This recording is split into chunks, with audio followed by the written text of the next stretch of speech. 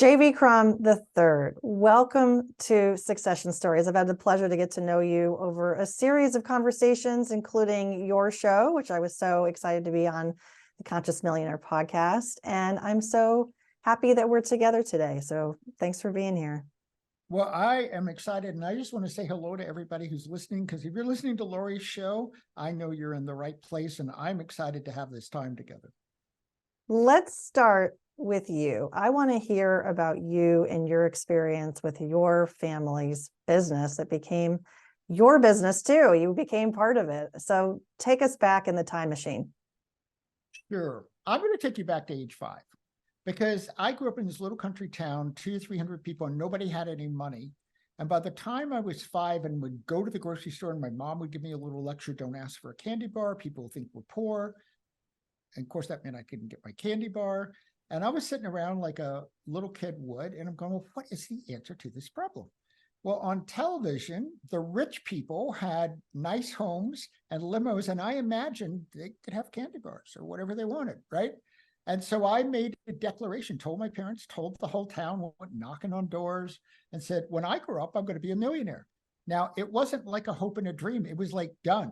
I never questioned it from that moment on. I never once thought it won't happen. At 25, partly by taking the family company that was almost bankrupt, turning it around, I was in the 4-story home, the Mercedes, the trips to Europe, and I was a millionaire.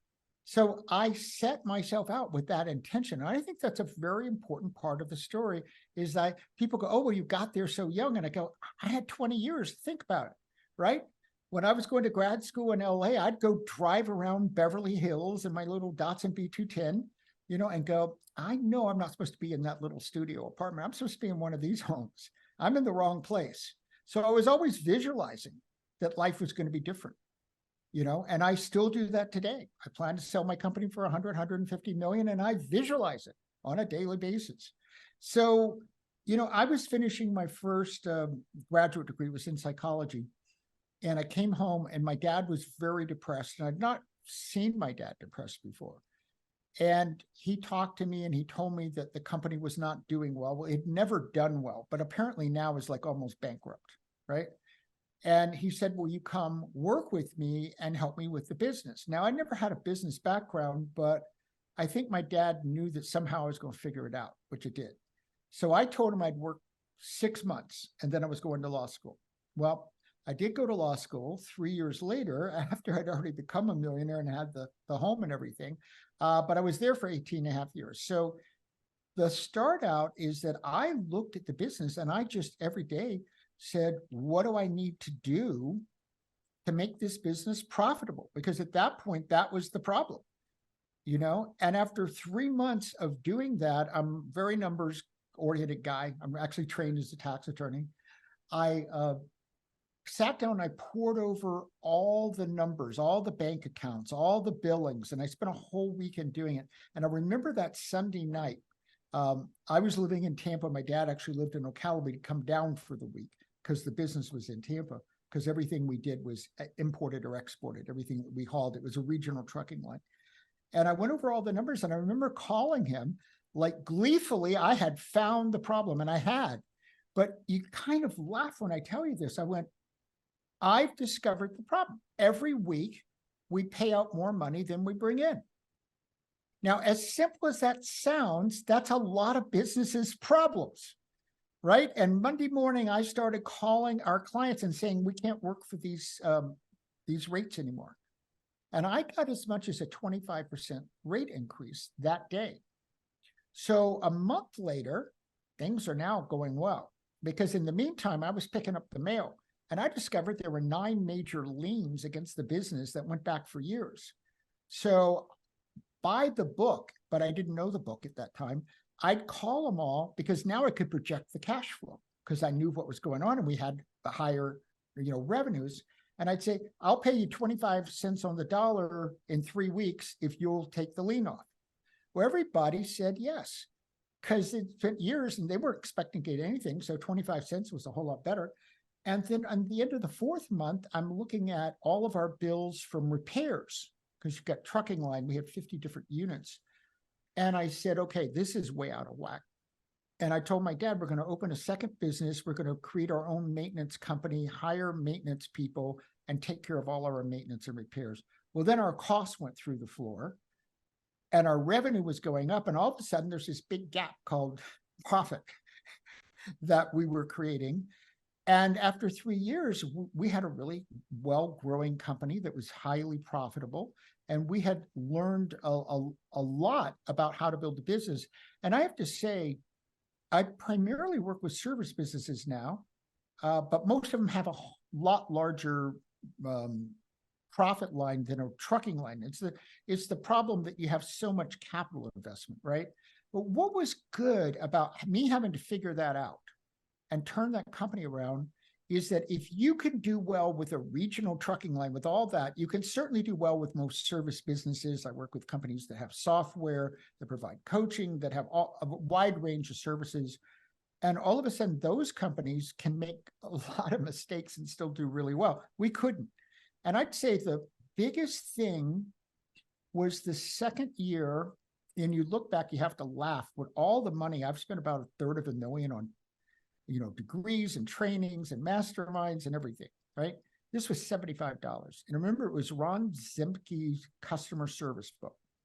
This is the first time anything like this had ever happened. It was held at universities, and they had 25,000 people at different universities. And for 4 hours, you got lunch, and then you got to ask him questions, and you got the book for $75. And I had to think about, oh my gosh, is that reasonable? It's really one of the reasons the company, it was the third part. I looked at revenues, I looked at sales, and then we had lousy service. So people were always calling every day, like, oh, where's the truck? Where's up? And we had meetings for 6 weeks, and we analyzed. I said, don't look at our company. If there was an ideal trucking line out there, what service would they provide? And this is what we came down to, and we modeled everything off of it. And we became number one in our niche, and we never lost customers. Dependable and timely service. That in trucking, that's what they wanted. They wanted to know the truck was going to get there and was going to get there on time, and that's all they cared about. And that's what we focused on delivering. And if we ever had a truck delayed because it was an accident or whatever, the next day we were at that customer, taking them out to lunch and explaining what happened and telling them how we were going to handle it so it didn't happen, right? And so we kept the customers, and we just became service driven. And that's how I built the business. There was this forensic element where you were trying to go in and really figure out what the problems were.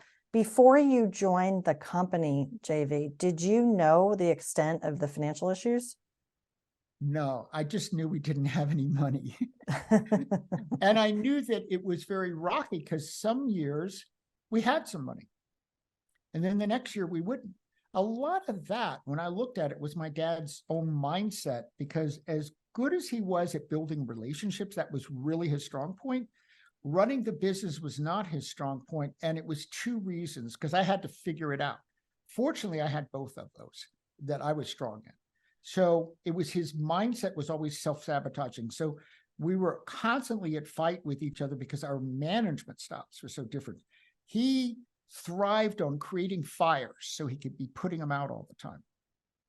I thrived on being very proactive, and there weren't any fires. So we kind of had opposite range. And then I'm very high systems guy. My joke, and it's real, is that if I were going to do something without a system, I'd have to have a system for not having a system, right? Yeah. Everything in my life is a system, right?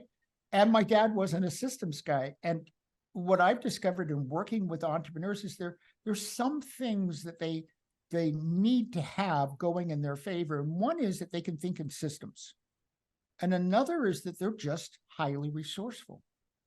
That problems are going to happen that you can't expect.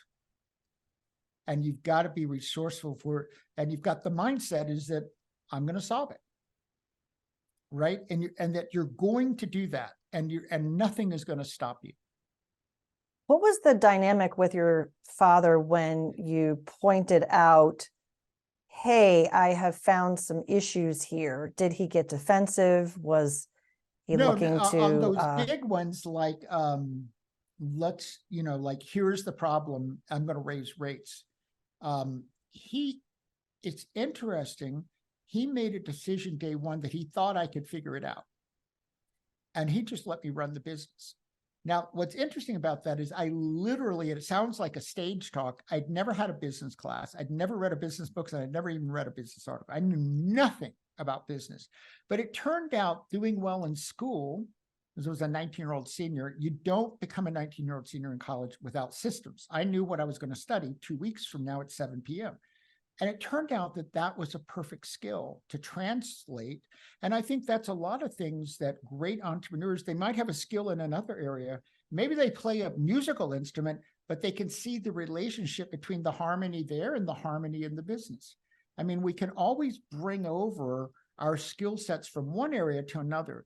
And in fact, one of the best ways to figure out how to run your business is to understand what other industries are doing as well. But the main thing that I realized, and what I now teach, and I'm writing another book on how to become an ultra high performer, is that most businesses, most trainings, most business books, I have an MBA, they all focus on the external parts, right? The strategies, the execution, all of these pieces. And what I've discovered from working with entrepreneurs is that that's only 20% of success. 80% is the internal world you're living in, your mind and your mindset.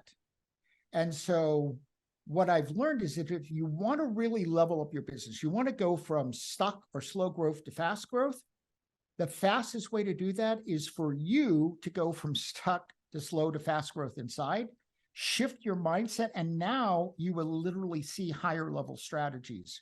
And you will see, oh, this person on my team is just not right. You have much more clarity the higher you go. And that's when you can really build your business. So if someone's a six-figure business owner, I can tell you automatically exactly why, without ever talking to them. They have a six-figure mindset, they have six-figure strategies, and they're executing like a six-figure entrepreneur. And the same is true if you're a seven-figure entrepreneur. So think of it this way. If you're seven figures and you're at 1 million, let's just take that as an example. And then somebody's at 1 billion. So that's 1,000 times more. I mean, simple logic tells you they're not smarter than you. You know, we think, oh, this, this business guru icon. They're not smarter. Their mind is thinking like a billionaire, and they're employing strategies that are billionaire strategies, not six-figure strategies. And they're executing on those at $1 billion level. So when people say, you became a millionaire when you were 25, the real reason is that I already had that mindset. I already had the mindset that I was a millionaire, and the problem was the external wasn't matching it. And so I was driven to make the external match it. So one of the things I do with clients is if they're 6, I have them act like a 7. If they're 7, I have them begin to think like an 8-figure with 8-figure strategies and 8-figure executions. And now they can build much quicker. That's the real issue. If you try to focus entirely on the external pieces without changing you, as I put it, you might have a new strategy that's called something different, but it won't be a higher level strategy because you will restrain yourself from actually acting on that. So what was the transition point with the company when you and your father or the other shareholders decided to sell? Oh, yes. Well, that was great.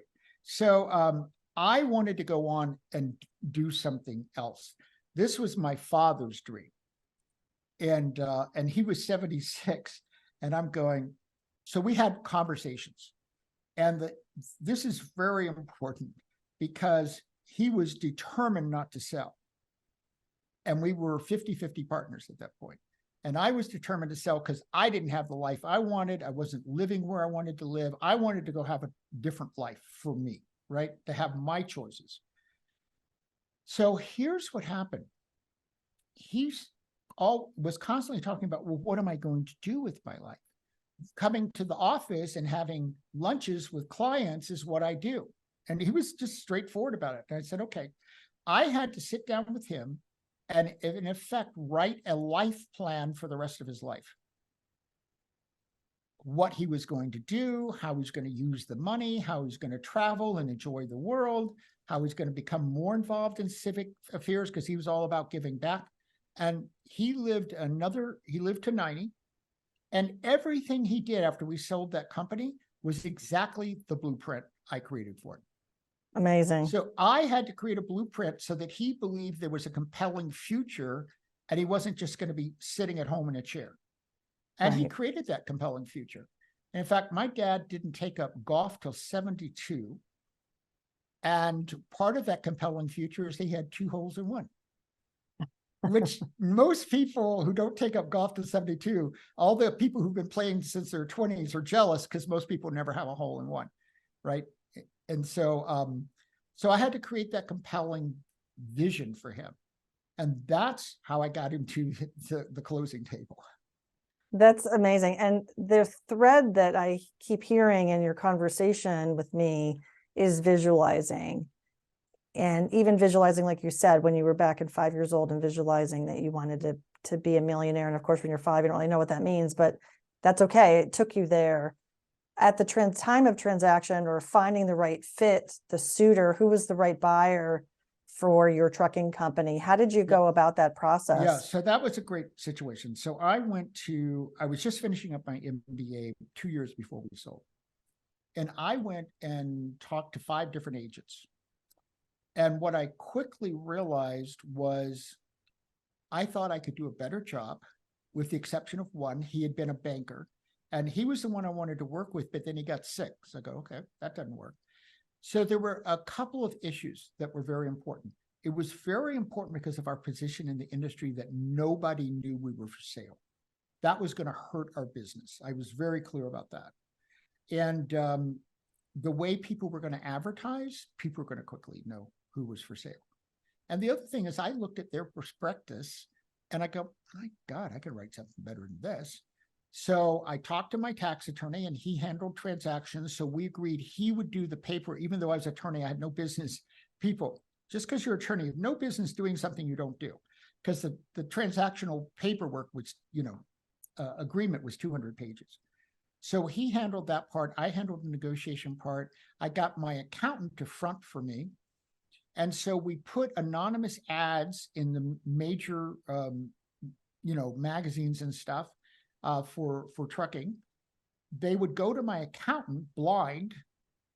They would have to fax them, back in the world of faxing. I would look at them and make a decision whether to contact them. I went through in a year and a half 7 negotiations. And it was the 7th one we sold to. But before we ever put an ad, I'm a whiteboard guy. I had a whiteboard in my office. I created the criteria of who was the ideal buyer. So I knew exactly who I was looking for. So I could go through these meetings and know pretty quickly, no, this isn't the right person. When we sold, it matched our criteria. And in fact, my dad and I went and had lunch with the company. And we both walked out of the lunch and looked at each other and said, that's the buy. And it was a very rapid transaction. It took 3 months. It normally would have taken about 6, especially like 200 pages, a lot that had to be negotiated. But they were motivated, we were motivated, and we both just, apparently they knew it well. They wanted to acquire us. And it was another family trucking line that was just larger than ours. And we fit a niche that they weren't covering. So it was a perfect match. It just was perfect. And everything about the deal worked out perfectly. But that really was because as much as I wanted to get on with my life, I had made that decision. I was more focused on getting the right buyer because I knew the deal wasn't going to work if we didn't have the right buyer. Gotcha. And so I'm assuming this was a cash at close deal? It was the cash, and we held paperwork for a while, but all those payments came through. Okay. And then you achieved your goal of becoming a millionaire. No, I achieved my goal of becoming a millionaire when I was 25. So what was the experience at 25? Yeah, it was a great experience. So I bought the home, I had the dream home, I had the Mercedes, I had all these trappings. And actually within 3 months, I went through a meltdown one day. I was on the water and I was looking out. I had palm trees in my front lawn and sailboats out. And I literally in a minute had a meltdown. And it was a very, very important pivot moment in my life. And I realized, wow, I got the money. but something's missing because my life still is a mess. I didn't know how to build rapport. I was horrible in relationships. I just had figured out how to make some money. And I said, and I don't even like myself. And that was an honest statement at 25. I've just gotten here, but nothing else works. And that's what took me on a deep journey of trying to figure out what was missing, going, Wayne Dyer and Tony Robbins and all these books and trainings and, going, what's missing? And I finally realized I'm not connected with any inner purpose. It's one of the things that I do with basically every client is I help them get more clarity about, well, you're on the planet for some reason. And if you build your business and life so it's aligned with it, not only will it be more successful, you're going to be a lot happier and more fulfilled because your life's going to be in harmony with your business. The two are going to fit together. And that's what I had to do, is finally sell it, because I realized this has nothing to do with running a regional trucking line, 12,000 loads a year. This was not what I wanted to do. And really, in Conscious Millionaire, I help my clients, tap into the higher levels of their mindset, tap into their potential. And then, because I understand the hard side of business, we put that together with the hard side, but they have to up level the hard side. And they realize that they can't just try a new strategy because somehow they're going to choke it one way or the other. They have to shift. Sorry, I didn't mean to interrupt you. No. Why do you think people struggle with defining their mission and purpose? I think because they don't know a process for how to do that. They don't know how to discover it. And that's one of the things I've perfected in everybody I work with. In 2 or 3 weeks at the longest, I can get them to a very deep purpose. And it's because they're just not connected there and they don't know how to articulate that. It's not something we grow up and are taught how to do in school. So it isn't that there isn't an urging, I want to do something. I think everybody would say, building my business, living my life, I want to do something. At the end of the day, I feel that what I did mattered. But that doesn't mean that they have a process for discovering it.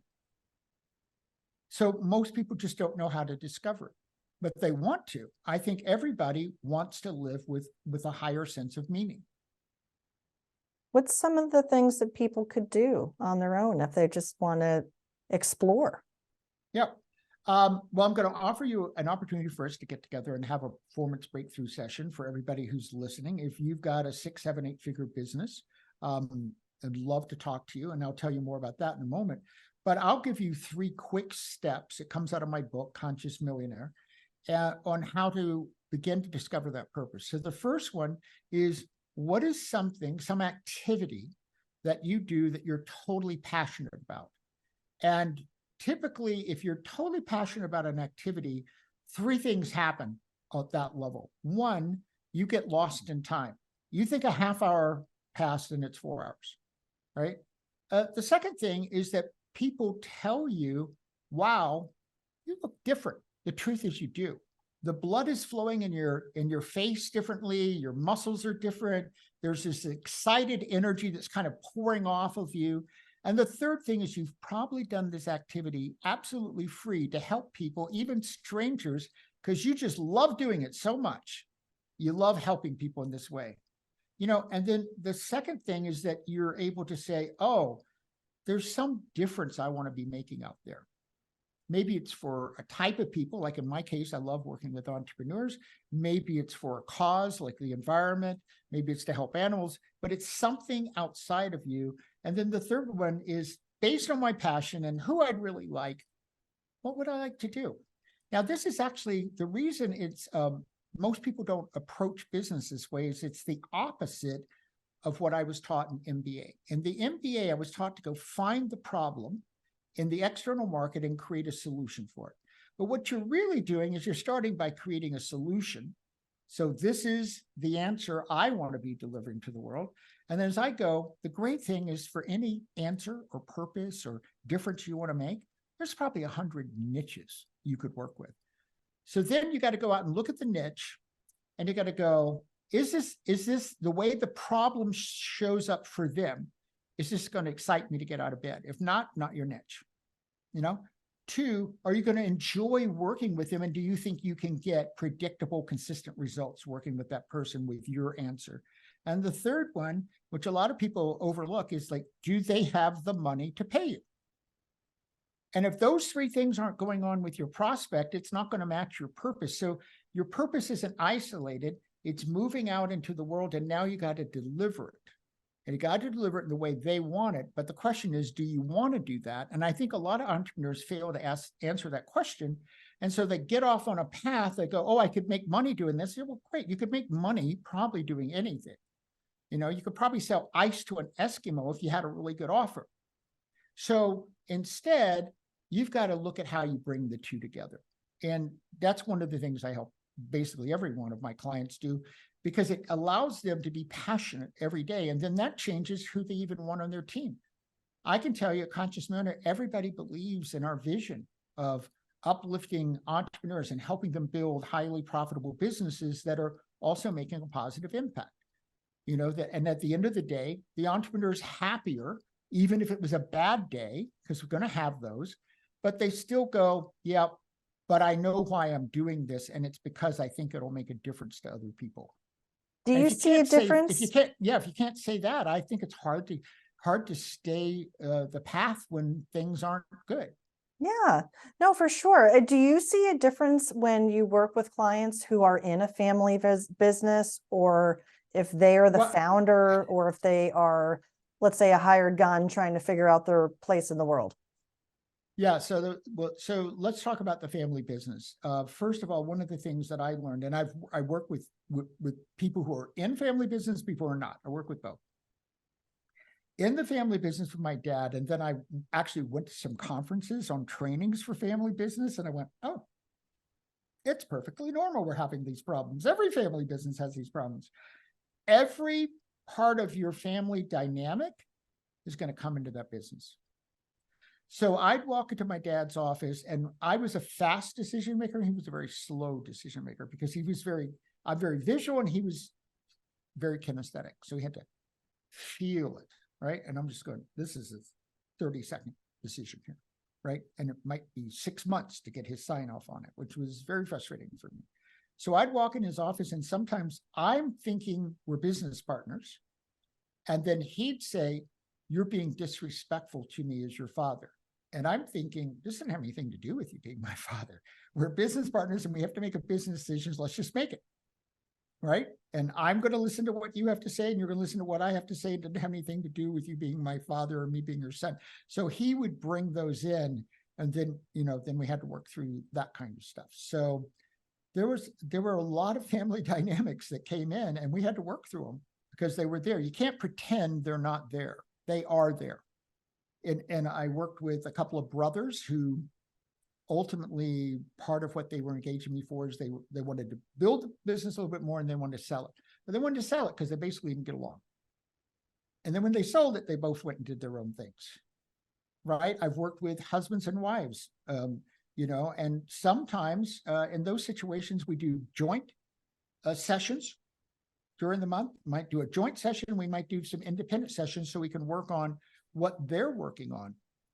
And I remember one, they had their family dynamics. So it was the only time I thought I was being actually paid very well to create their family weekly schedule, but they needed help because they were giving power over to their children. And so what their children wanted was dictating the whole week's schedule. And I go, you can't do that. You've got to put some boundaries here, and you've got to decide. So they weren't getting their needs met because they were too focused on whatever the children want. We'll just give up our date night. We'll give up this. So I had to work with them on boundaries and going, you have a right to have date night. It doesn't matter if your kids like it or not. It's your night, right? So I find those kind of things come into the business whenever there's family involved.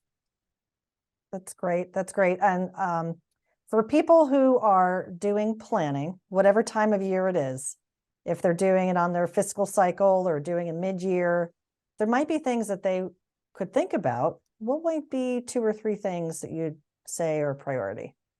Well, I'm going to give you the answer that I give everybody. It's the answer that works, and that's the accelerator blueprint, is that there are 3 and only 3 areas of business that will account for 100% of your growth. That's your internal mind and mindset, how you're operating. the strategies you're employing. And by the way, your business model is one of your most important strategies. A lot of people don't even think of their business models as strategy, but oftentimes when I work with clients, they're either in one of two or both positions. They want some kind of a pivot.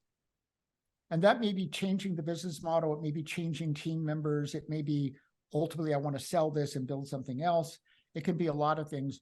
And typically the other thing is they want more wealth. And the farther you go up 7, 8 figures, I have programs for billionaires I've created. It's not just sales and profits anymore. Now it's sales, profits, and investable income and the business as an asset. So they look at the business differently because almost always they're now thinking about selling it at some point, right? And so they're looking at how do I create wealth? How do I create impact? And how do I get a life that's more fulfilling? Because I work with, extremely successful entrepreneurs that are still working 70 hours a week. And as I pointed out to someone I met with yesterday, because I'd known him a long time, I said, I think you actually don't know how to relax.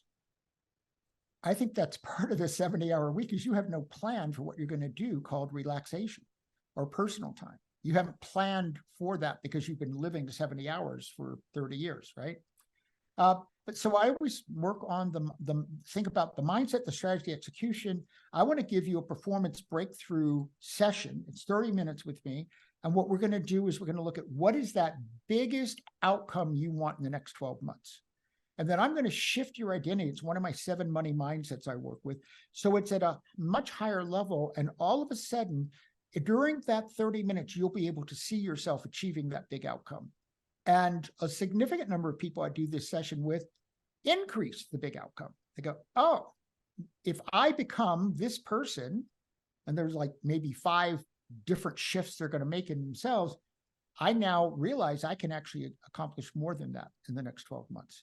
And you can get that and just go sign up at consciousmillionaire.com.